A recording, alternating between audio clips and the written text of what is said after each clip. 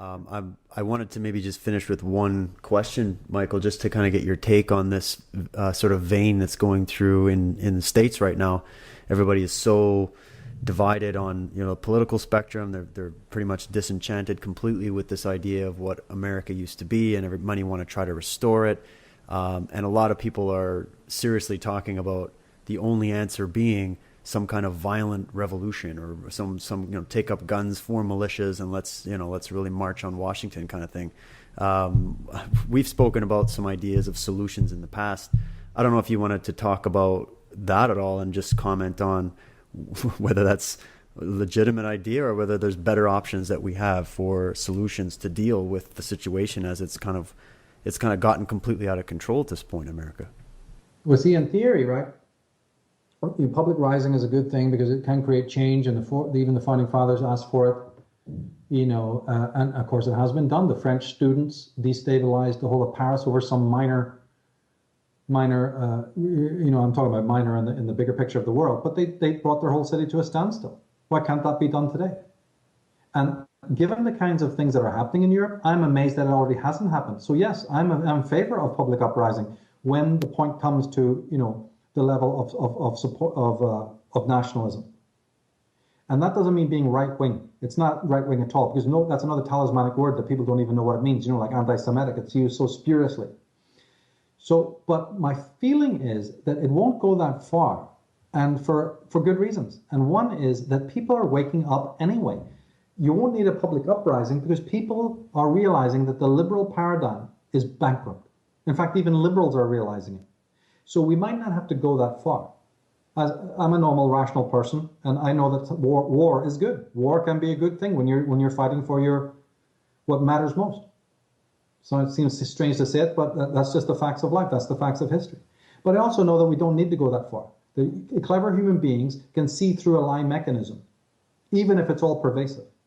And right now, there is a good chance to see that a very long paradigm of Fabianism that's kind of had its way, the Howard Lasky school, all the stuff I talk about in the Red Papacy article, some of these German thinkers, all the stuff we've been talking about. People are going to see that, it doesn't have any credibility. These Herbert Marcuses and the Jacques Derridas and all these positivisms and pragmatisms and Big Bang theories that they're stuffing down your throat, and all this propaganda about Einstein, blah, blah, blah. Right now, people can start to lose faith in it. And that is better than war. That's better than open rioting in the street. And also now, these hordes of primitives that are pouring into Europe, all you got to do is stand back and let them do whatever they're going to do. Because these people are incapable of change. They're incapable of modifying their behavior. They don't want to modify their behavior. And they're on a rampage. And rampaging people rape, break windows, go berserk, piss in the street, do graffiti, blame the enemy, the supposed enemy, and then go back home because they don't like it. Or because the local population has now realized that their idiotic Fabian ways of mollycoddling these criminals hasn't worked. So that's where we're heading. I'm always looking at things positively. But see, once you've even done that, once this kind of moment that we're experiencing now sort of bubbles down and we're kind of back to a semblance of normality, things are still deeply wrong. That's why I've gone into the Constitution Con and all that stuff to try and show you how ancient this tyranny is, and that even when it takes a defeat in one area, and by God it can, there's definitely tentacles we can cut off. Yeah, but it's got 8 other tentacles. So the thing is the learning, and that's scope. In other words, what I'm saying is that a horde of brainless people running up to occupy the White House, what's that going to really achieve? Not much. So what has to happen is that more and more people, in a broader way, need more scope of the point. And also one thing of these problems, they need more scope. And you're not going to get that from unfortunately, from the scholars in this movement who just focus on some dreamy New Age shit, or from just one little angle and leaving all sorts of other important things out. So I try to make my work, as broad as it is. Second thing is they always need to maintain in mind, as we've said time and time again, that no problem that the mind of man can create, the mind of man cannot solve. I specialize in all the people who've already solved it all. We just talked for over an hour on people who've given you the real religion, people who've given you back your sense of self, people who tell you how to make culture. And we only talk about 2 guys, let alone the whole tradition that you could be drawing on. And in every other area of industry, of cosmology, I'm thinking physics. What about your Walter Russells, Nikola Teslas, Victor Schaubergers, Henry T. Moraes? I was studying these people in 1992. I got all their information, right? We don't need anybody more than that. And then in psychology, right? We got this guy and that guy. And in sociology, we've got it all. Every single thing can be fixed. In permaculture, you only need one guy, Rudolf Steiner. He can transform the whole world for you. The whole world of agriculture, permaculture, all those problems. You don't even need any of these eco people. They're wonderful. There's company after company today. I feature them on my websites. There's companies today that can fix any pollution anywhere in the world overnight. They've got the products. They can do it. Right, yeah. Yeah, but you don't even need any of them. You just need one German guy by the name of Rudolf Steiner. And you will have a Garden of Eden back on this planet once you start putting into animal husbandry and permaculture his teachings. It's all there, man. It's all there. Goethe. The list goes on. Then in politics, you've got mutualism, right? You've got all sorts of paradigms from people. Brilliant, brilliant minds who showed you how to do it. So people who are today need to know that knowledge. You can't be running in the street like some mad anarchist saying, down with the system. The system is in you.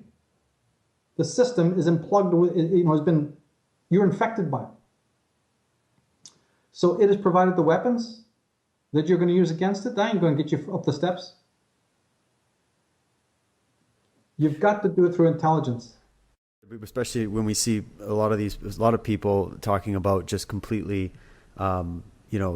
shutting down any attempt to wake up the military, and they're just sort of demonizing the military and the police completely and saying, oh, you got no more function, you're now the enemy, and creating an enemy even further out of it. When, I've had many conversations myself with people in the military and police that are waking up and they do see the problems, and, they don't really know what to do about it. But the more we separate from that and then create further enemies, what do people expect to really happen except just, insane bloodshed and not really being able to move forward in any kind of realistic change? It's just it's starting to get ridiculous. I've never been an advocate of that. I have a lot of respect for the police. I shudder to think what they have to experience on a daily basis. They're not the problem at all. In fact, they'll definitely be allies of ours. If there was this open rebellion in the street, 9 times out of 10, they probably back the people. So the very people who are badgering army and police today, you better remember who they are, because if there's open conflict in the streets, they'll be cheering the very same people they're demonizing today. This is how low they are. Oh yeah, never mark my words. And also I take it as a personal warning that when somebody is bashing the police, I don't like those people on face value. I have nothing to do with them. I'm worried about their personal lives, what criminality they're up to or have been up to, or even just their immoral constitution. I immediately distance myself from anyone who goes down that route. By all means, there have been major breaches, but then walk in that man's shoes. Go and experience what he's experienced. He's on the street, you are not. They don't just come in with batons and water cannon right away. Those people who are marching are first approached verbally. There's never been an instance in which those people haven't been first warned. And then it's an or else situation. If you continue to move on, you will be reprimanded. And the people move on and then they get reprimanded. But that was their choice. If those people move on down the street, right, and say, you guys could stay here and you're good, right? Okay, we're good. No, because we feel we need to move on forward. Well, we don't advise that because, we're told you can't. Oh dear, we're going to do it anyway. Oh, then there are going to be a few people with their head smashed in. That's too bad. But never ever were they not told. Never. Not even in communist countries. Everybody is told. So it's their own decision. You can back off and go back and look at the law again and try to do a march on another day in a different way. There's so many ways that you can definitely protest evil. But people, the young, love to be caffeinated. The young love to feel that a couple of scars and bruises makes them into Karl Marx or Che Guevara, because that's what the t-shirt of they're wearing. And a couple of beatings, and a couple of altercations makes them feel 10 foot tall. Doesn't change anything in the world. And what it also does is now makes you feel that you have a legitimate grievance against the police. Actually, really, if you really boil it all the way down, doing their job. And so if you want to stop that, by all means, you don't like the police and you say, oh, we should have a different system in which we don't need this kind of thing. Well, have you ever heard of Ayn Rand? Oh, no. Right. But I've just sat here and listened to you for an hour talking about police abuses, and we don't need all this money spent on police and surveillance and army. Have you ever heard of Ayn Rand? No. Oh, so you don't know about the separation of state and economics then? No.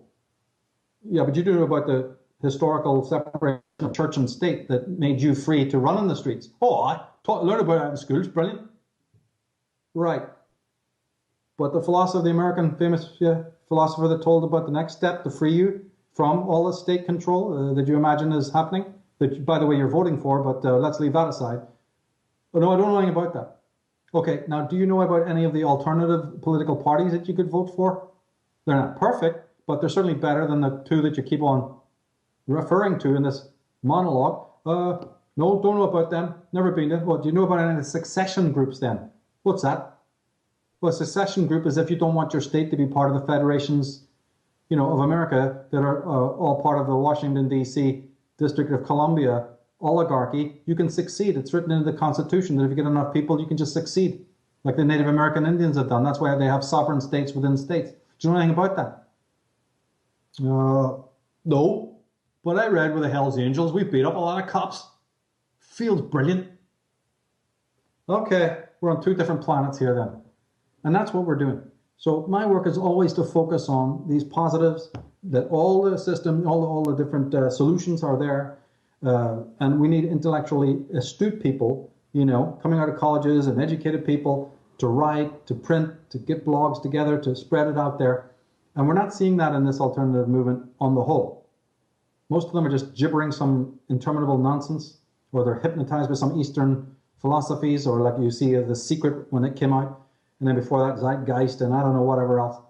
And people just rush off in all sorts of directions. And so that's why work doesn't get done. But see, the reason for me why stuff doesn't get done isn't because of what a lot of people think. I'm looking at other things. I'm looking at the psychology of people. And that's where I keep the focus. Because I'm wondering myself, since all these solutions do exist, why aren't they being picked up with people? And that's because I know why. I've got my own theories on it. I know that people don't want freedom. I know that people want exactly the kind of world that they're getting now, and that's why they're getting it. And that there are alternative people to that, and they do want something different, but they're going to live their whole lives in pain. They're humanitarians like I am. And they're going to sit and feel very irritable about things that are happening. But what my message to those few people, which is only my message, I don't have a message for anybody else. My message to those people is keep studying, keep reading, because then you build up your psychic sovereignty. Keep dealing with the spiritual. Don't get disheartened. Do what I'm telling you. Go read about all the great Steiners and Victor Schaubergers and Walter Russells and in the medical field I can mention many, starting with Wilhelm Reich. Go and keep up with your psychology. Keep up with your great teachings, and then like these ones we're more focusing on now, the German idealists or whatever. And there's other wonderful schools as well, like Martin Heidegger and the ecologists movement. Dealing with modern interpretations of this science. And Hannes Alfvén, the Swedish scientist whose work you've never heard of, but he was the main refuter to Einstein. But everybody's heard of Einstein, nobody's ever heard of him, right? So for every one person that the world has heard of and that they've been biting down on and building statues to, there's many other great theorists out there that nobody's ever heard of. And this is in pretty much every field that exists. So we need to focus on them and what they have to say about our world, our culture. Why is it so virtual based? Why is it so computerized, robotic, collectivized? Gustave Le Bon, The Crowd. What a book. Wow. And he wrote other ones which are, like I said, if I was ruling the world, his two books would be pretty much top of the curriculum. The Psychology of Socialism and The Crowd. Ayn Rand's collected works, right? The Schellings, the Hegels. These, you don't need much. We're talking about. Let me think. I'll be generous. 2 years reading. The books that matter to help you change the world, you're actually talking about only 2 years. And this is 2 years for culture or 2 years for an individual. It's technically readable and graspable within 2 years. Now, if you wanted to go further and then pick up out of that group of, say, 20, 10, and then move in 5 and start taking notes, okay, we could argue it could be longer. But really, in the whole span of a man's life, you're talking about 2 years to learn about what Wilhelm Reich was into? Have you any idea of the wealth that then you would get out of those 2 years? Lifetimes of study of your forefathers, of the people to come, and of your life going through all the other rubbish that they're putting, couldn't match it. And a clever person could even probably get, the basics in even less than that time. So, but even if we're generous and say 2 years of reading only these people, Michael Talbot, The Holographic Universe, wave that book in the face of any materialist atheist. So I can create a book list. I've done it. It's called the forum. They can, go to my forum. 4 to 5 of my websites have reading lists. Every one of my presentations is literally saturated with sources. And I still get emails from people saying, I watched all your videos. Where do you get all this information from? Do you have anybody you can recommend? What planet are we on? Are you still wearing the straitjacket or something? Because all through every one of my presentations is littered with references to people. Like in subversive symbolism, we got Brian Wilson Keyes, we got Douglas Rushkoff, we got Gene Kilbourne, we got Vance Packard. On and on the list goes. You got Eric Fromm. I've introduced into this movement hundreds of names that you will hear on the lips of other people who've never read any of their books, but you'll hear about those people now. The Arno Gruens and whoever else. And I can make a book list which could transform the whole world.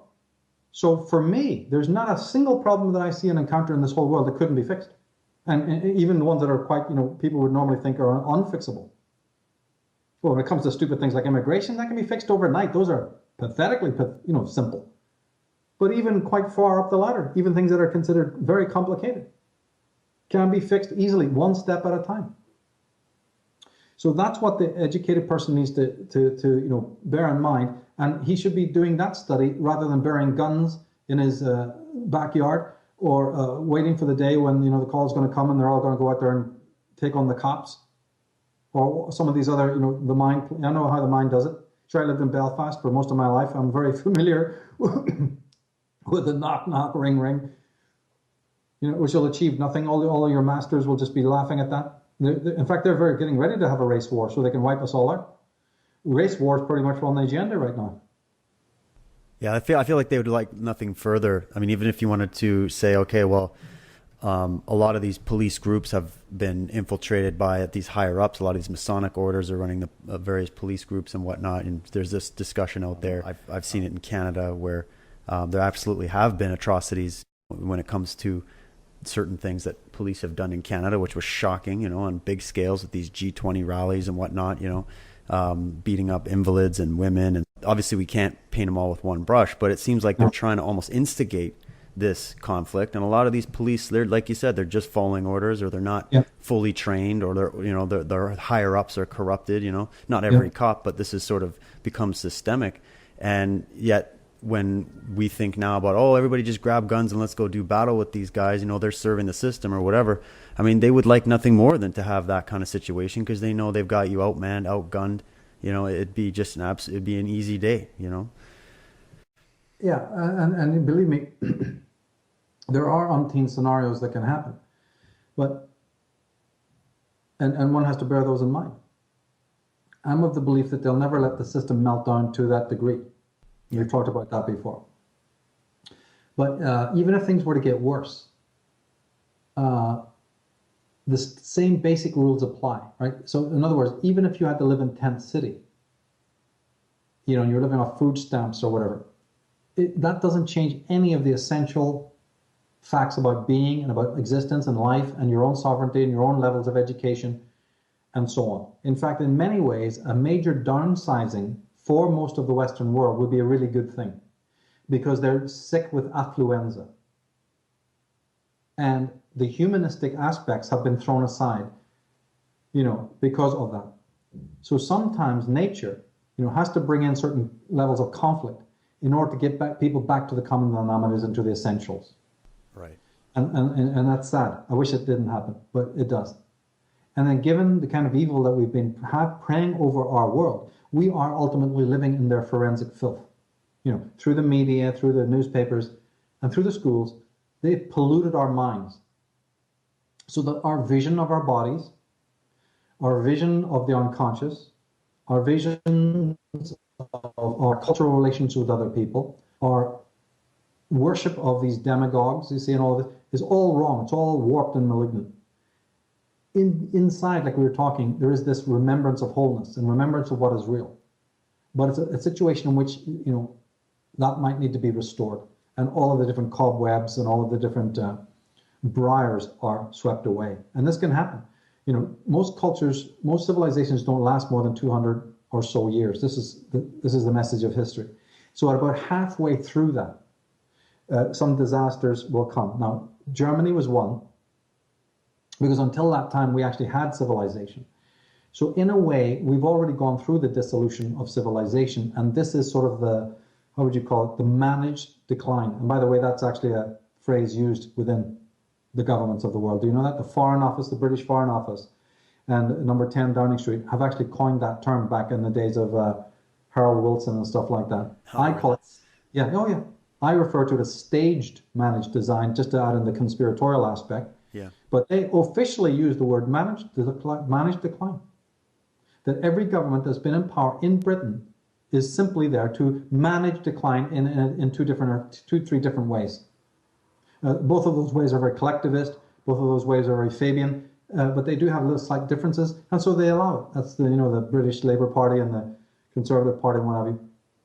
But they both don't stray too far from how Harold Lasky, and he was an agent for the Papists and the British Fabians and all of that. They don't stray too far away from that. There's no such thing as a right-wing government. So anybody talks about conservatives being right-wing, there's no such thing. The BNP, they're not right-wing. The real right-wing governments have been all wiped out after the fall of Germany. So we don't even need to talk about that. And maybe that's something that should be brought to the table as one of the potentialities is going to happen in the future.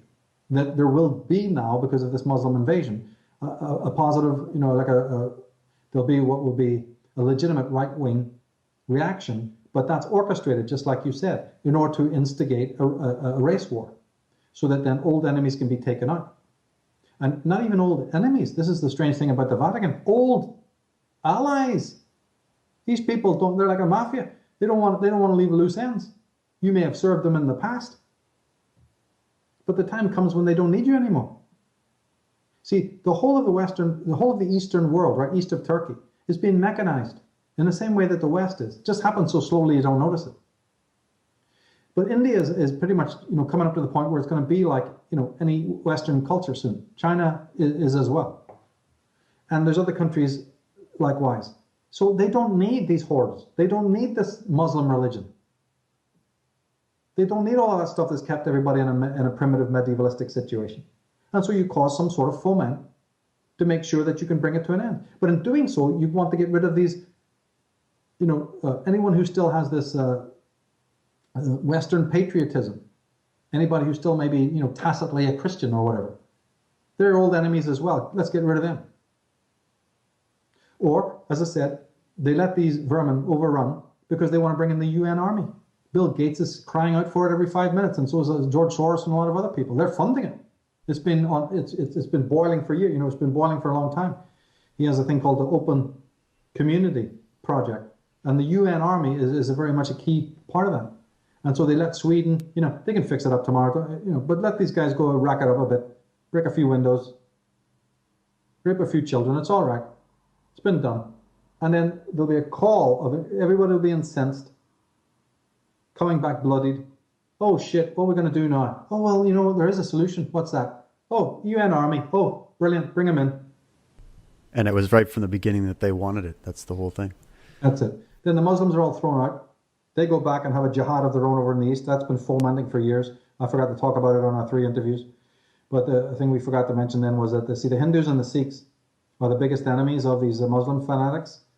And every time there's really been a major jihad or anything close to it, it's usually in the East, not the West, that the theater is. I mean, okay, right now it looks like it's going to be over here, but that's not likely. If the white man ever really did turn on these Muslims, they'd be finished, they'd be wiped off the face of the earth. So that's not going to happen. So really the real jihad, the cutthroat one, the one where it's like Armageddon, right? If that's ever going to happen, that's going to be probably in India, Indochina, Malaysia, that kind of thing. Because that's where the hatreds are really deep. I mean, you think these people have done some infractions to your people over in the East? I mean, over in Britain, West? You have no idea of the feudal hatred that goes back. And the atrocities that these Muslims have done upon Sikhs and Hindus and other people as well. There are only two I'm mentioning. The subjugation goes back to the Taj Mahal when it was built, and before that, what's known as the Mughal invasion of India. People should look that up or not. Anyway, if a major Armageddon of if an apocalyptic war, and any number of things could spark it. We don't even need to bother with what that could be. But if it's sparked for any number of reasons over in the East, all these foreigners would have to leave Europe because they have to do it dutifully. In the Quran, it says they have to fight for Allah, right? So you'd wake up one morning, right, and the whole of Europe, one of these guys would be left. It would be a crusade in reverse. So if you want to know what I pray for every night, now you got an insight into what it is. Wow. Well, I mean, I'm just hoping that we can one day see some sanity come back to this planet, and all of these racial, religious, cultural divides and whatnot can just finally settle. And I think the real prayer or the real hope lies in what we've been talking about more philosophically here, which is about the individual. And each individual is held accountable for their actions, and they're the ones that can make that choice and that change at any time. You've even seen some of the most hardened criminals come around and make change in their lives, and it's just, at this point, we do need to go back on that journey of selfhood. And I think what we're seeing in all these things we've been speaking about historically and politically is really just the hallmarks of the loss of center, loss of self in individuals, which has created a sort of psychosis. You've focused on that sort of individual aspect in the work on psychic vampirism, the people that have sort of murdered their own self and given over to some kind of collective, religious or fanatical idea. And that's what's born this history of one fanatical idea fighting another fanatical idea. And, it's just resulted in so much death and destruction. I can only hope that eventually we can see some semblance of purity and real spirituality and real humanitarianism and harmony come back to this planet. That's what I pray for.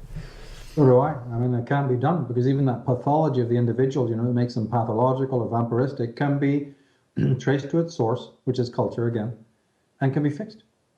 So right. That's the key thing. That's the key thing. Always maintain and then try to archive, like I do, the solution people, the people who came up with the solutions. Try to archive their work, or stripped down, easy to understand way, which I do in all my websites and programs, to make it palatable for people, less complicated. That's all you can hope for. What people actually do with it, though, is their own choice. Exactly. Well, let's just leave people with, we're coming up with a card. You're saying we're going to be doing about a 3-part series on the next little bit there. We'll give them a little idea of what's coming up down the pipeline. Yeah, see, because the Wheel of Fortune, Justice, and the Hangman are on that Western position when the sun's going into the underworld, and those are feminine signs. So there's a zeitgeist change. They're all represented in different ways by a goddess energy, like number 12, right? 2 and 1 makes 3, so that's the Empress. So already right there, she's the female goddess is sort of implied. In Justice, well, there she is. Lady Justice. And in the Wheel of Fortune, it's the Wheel of Fortuna, not Fortune, but Fortuna, goddess. And remember also that the Wheel of Fortune is the only card in the deck that doesn't show an actual human figure. It's just an object. And that's interesting, because Libra in the zodiac, that's true for Libra. Libra in the zodiac, not the tarot, but the zodiac, is shown as a scale, which is an object, not a human. So it's not that the Wheel of Fortune is really connected to Libra, the sign, but it kind of is. There's a similarity there because Libra was never shown as a human figure. It's the only one in the zodiac that's shown by a non-human, artifact, the scales of the pans of justice. And then in the tarot deck, a strange similarity to that, is that the wheel is just an object. And in the Crowley deck, the same thing. And I really love the Crowley rendition, by the way. That was a card that really hypnotized me and made me think that the wheel shouldn't be just thrown aside. I really felt it wasn't just a marker card or something that should be, ignored. It actually is part of the sequence, and has its own symbolism. So whereas, when it turns up in readings, it's really lucky and stuff like that. But as you say, so these three cards will make a kind of a mini statement of a theme that kind of, is like a core theme, within the greater path of the Fool, in a way. And it's because they're just so significant. Sitting at this important point where the sun now has to go into the underworld, where we as human beings are being asked to take off the persona and go deeper into the underworld to find something, find the darker light, find the plutonic light, because these are the plutonic Stygian underworld of Hades. And there is light there, but it's a different kind of light. It has to be kindled in a different kind of way. And maybe it's not even light at all in a way of luminescence. We saw that in the Fool card, that there are different kinds of light. That was the theme of that card, actually, the two different kinds of light. And so we'll be replaying that theme as well in the Hanged Man. And going into some really fascinating stuff, about coming to balance and more about what shadow work is, more about time and desire, maybe dipping a bit more into the German idealism. And then again, just keeping focus on the hard hermetic symbolism that is attached to these cards, so that people who want to work with them in a more practical way also can use the series for that, to get deeper insight into what the cards may mean in a reading situation as well. Excellent. Well, we're definitely looking forward to it. And thanks for your time today, Michael, to go through all of this here on the show. And thanks for everybody listening in. I encourage you to check out the Path of the Fool series. Watch the videos in their entirety, even if you have to do them in small bits. But it is good if you can take some time and just watch it start to finish. It'll absolutely give you a whole range of revelations and things to think about and consider. And then follow up on the sources. Remember that this is ultimately an individual journey. We're presenting this information, and it's up to each and every one of you to take it, go on your own journey, go on your own path, and come to your own conclusions. And we will definitely be following up in the future very shortly here with some more from Michael on this series. So thanks a lot for your time, Michael. Oh, you too, mate. Thanks for giving me the opportunity to share this wonderful card and this wonderful moment. We'll do it again. Excellent. All right. Cheers, mate.